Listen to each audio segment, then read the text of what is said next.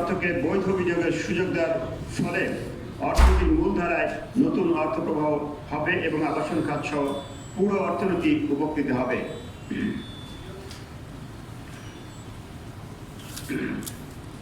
তবে একই সঙ্গে আমরা মনে করি দীর্ঘমেয়াদী একটি সহজ, স্বচ্ছ, বিনিয়োগ বান্ধব, ব্যবসা বান্ধব কর কাঠামো গড়ে তোলা জরুরি, যাতে মানুষ স্বতঃস্ফূর্তভাবে কর প্রদান করে এবং অপ্রতিষ্ঠিত অর্থ সৃষ্টির প্রবণতা করোনায় হ্রাস পায়।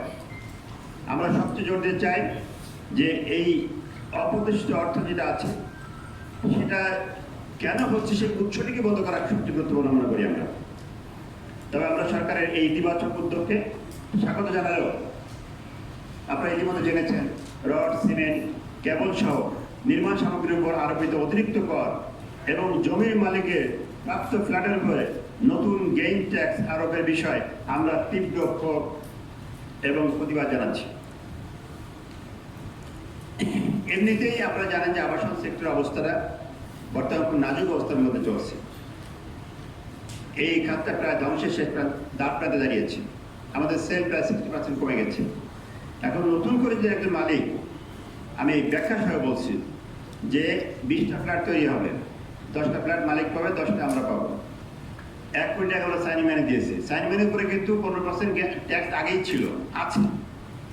এখন নতুন করে যদি 10টা ফ্ল্যাটের উপরে ট্যাক্স দিতে হয়, আর 10টা ফ্ল্যাটের দাম যদি কথার কথা 10 কোটি হয়, তাহলে ট্যাক্স হচ্ছে কত? 1.5 কোটি। আপনারা বলেন তাহলে এই খাতের অবস্থাটা কোথায় যে দাঁড়াবে? একজন মালিক 25 সূত্রের পাক বা নিজে কিনে, এমন হতে পারে যে 10 দিন আগেই বা 2 বছর আগে, 5 বছর আগে জমিটা উনি কিনেছেন, কিনে সরকার ট্যাক্স দিয়ে জমিটা কিনে উনি একটা ডেভেলপারকে দিচ্ছেন। আর সেখানে বিল্ডিং হওয়ার পরে উনি যে অংশটা পাবেন 10টা ফ্ল্যাট, তার উপর আবার 1.5 কোটি টাকা ট্যাক্স দিতে হবে। এটা কি সম্ভব? 80 টাকা কোথায় পাবে? তাহলে তাকে আবার তার নিজের ফ্ল্যাট সেল করে তাকে সরকারকে ট্যাক্স দিতে হবে। আমরা মনে করি এটা এই ডুয়েল ট্যাক্সেশন এটা অবশ্যই বন্ধ করতে হবে।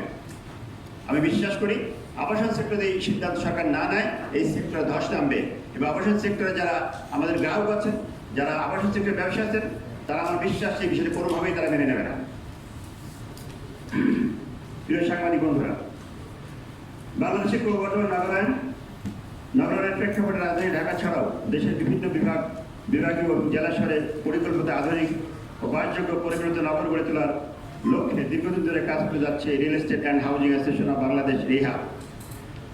আবাসিক সংকট নিরসন, উন্নত জীবনযাত্রার পরিবেশ নিশ্চিতকরণ এবং সুশৃঙ্খল নগরায়নের মাধ্যমে দেশের উন্নয়ন প্রক্রিয়ায় অংশীদার হয় রিহাবের এবং আমাদের সদস্যদের অন্যতম প্রধান লক্ষ্য। মনে রাখবেন, আমরা সরকারের ডেভেলপমেন্ট পার্টনার, আমরা সরকারের উন্নয়ন সহায়ক শক্তি। কারণ অন্ন, বস্ত্র, বাসস্থান এগুলো রাষ্ট্রের দায়িত্ব। মানুষের মৌলিক 5টা চাহিদা এটা হচ্ছে রাষ্ট্রের দায়িত্ব। সেই আবাসনের কাজটা আমরা প্রাইভেসিলি করছি। আমরা আর 5টা ট্রেড অর্গানের মতো আমরা দাবির কথা বলছি না, আমরা রাষ্ট্রের জনগণের এসেনশিয়াল নিডসের কথা বলছি।